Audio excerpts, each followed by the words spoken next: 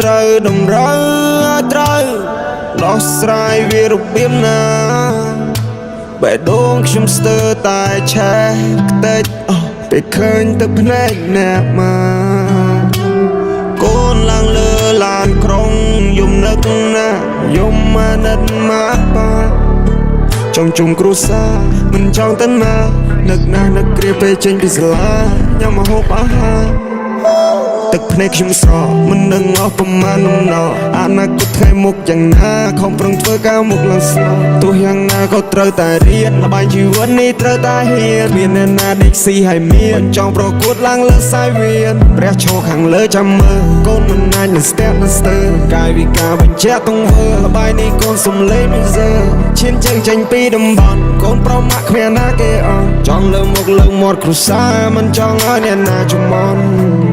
យប់ដំបូងមានអារម្មណ៍ថាចំឡាយដល់ទឹកដីថ្មីមនុស្សថ្មីកន្លែងផ្លាយខំទាំងយប់ទាំងថ្ងៃញ៉ាំបាយទឹកមិនដែរចាយនៅលើដងវិថីថ្មីមនុស្សគេបែងចែ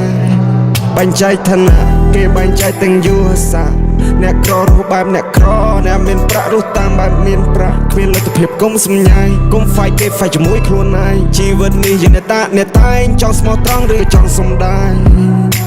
អូទីកន្លែងនៅមិនធ្លាប់មកព្រោះផ្ដាំសាថ្មីក៏មិនຕົកសោកខ្ញុំអស់បច្ចតាតាពីផ្ទះមកសច្ចាខ្លួនអញបាញ់ដួក្រោកចិត្តធំចេញក្រៅតែនៅមេឃក្តៅចង់ដាប់សងព្រឹកក៏មកជីវិតបោកបៀមទុកយ៉ាងណាស់នៅតែទ្រាំព្រោះចិត្តចង់រកលុយតែពីក្មេងមក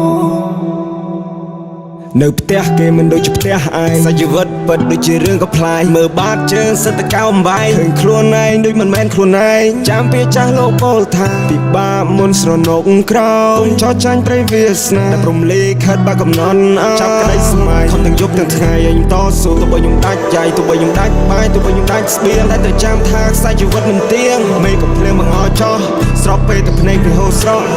ធ្លាប់ជាក្មេងដែលលែឡោះពេលនេះអង្គុយឆ្មក់ខ្ញុំត្រូវតម្រូវ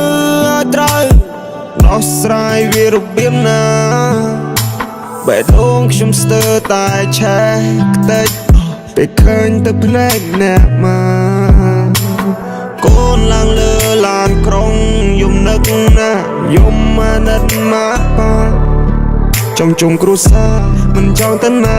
នឹកណាស់នឹកគ្រាពេលចេញពីសាលាញ៉ាំម្ហូបអាហារ